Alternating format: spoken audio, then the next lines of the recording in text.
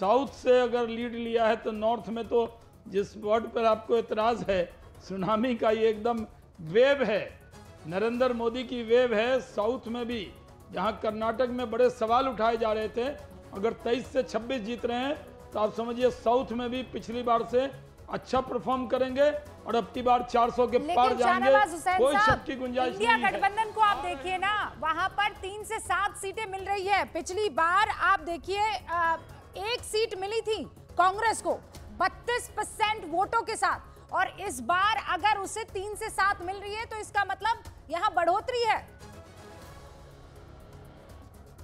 नहीं, यहाँ बढ़ोतरी मैं समझ रहा हूँ, एक आध सीट आगे पीछे हो सकती है, लेकिन 23 से 27 है जहाँ हम थे, उससे कम होने वाले नहीं है, ये भी आत्मविश्वास है।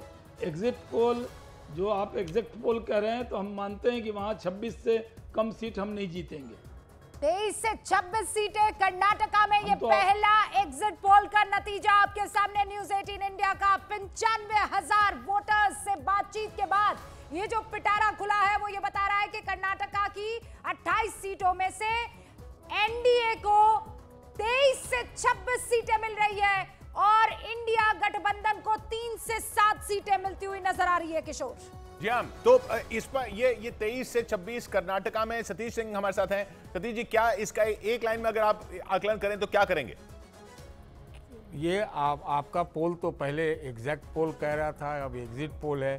ये भी एग्जैक्ट तो लग नहीं रहा है। 23 से 26, 3 से 7 नहीं समझ में आ रहा है, मुझे नहीं समझ में आ रहा है। मुझे लगता है इसके बीजेपी, मेरा भी मानना है कि कर्नाटक में एडवांटेज में रहेगी, लेकिन उसके लिए मुझे कोई एग्जिट और ओपिनियन पोल की जरूरत नहीं है। उनका संगठन है, प्रोसेस है। नहीं, कांग्रेस की सरकार है वहां पर, तो क्या जब असेंबली के लिए वोट है तो वो अलग है, तो और मुझे लगता है मोदी घाटा होता है। अगर सरकार रहती है तो मुझे कहे लगता है कि फेयर प्रोसेस हो तो घाटा होता है। तो मुझे लगता है कि हाँ, मेरे ख्याल से 10-12 जो है कांग्रेस वालों को रहेगा। 10-12 आप दे रहे हैं अभी भी?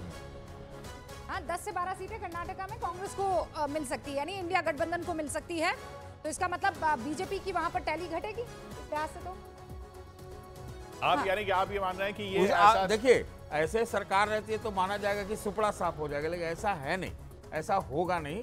तो फेयर जो लगता है वो 15, 16, 17 इसी तरह का कुछ रहेगा, कोई कह नहीं सकता। मतलब आप कह रहे हैं डबल डिजिट में जाएगी हमारे साथ? चलिए तमिलनाडु का आंकड़ा देखते हैं। तमिलनाडु की 40 सीटें जो हैं, 39 सीटें जो हैं तमिलनाडु की, और एक पुदुचेरी की।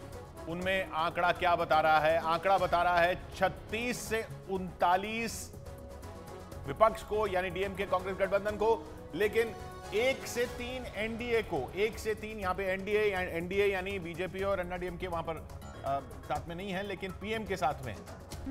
इंडिया गठबंधन को देखिए आप, अच्छी खासी यहाँ पर, यानी कि वहां स्वीप भी हो सकता है। हाँ, मतलब स्वीप करती हुई यहाँ पर इंडिया गठबंधन नजर आ रहे हैं। स्टालिन और साथ में राहुल गांधी की तस्वीर ये बता रही है कि 36 से 39 सीटें जो है वो इंडिया गठबंधन को आ सकती है। तमिलनाडु में 39 सीटों में से, और एनडीए के खाते में 1 से 3 सीट आ सकती है, प्लस माइनस। तो जो दक्षिण में जो पूरी कोशिश थी तमिलनाडु पुदुचेरी मिला के, ये 40 सीटों की बात हो रही है, उसमें बस खाता खुलने की थोड़ी सी ही उम्मीद है शाहनवाज जी, ज्यादा कुछ गेन नहीं है।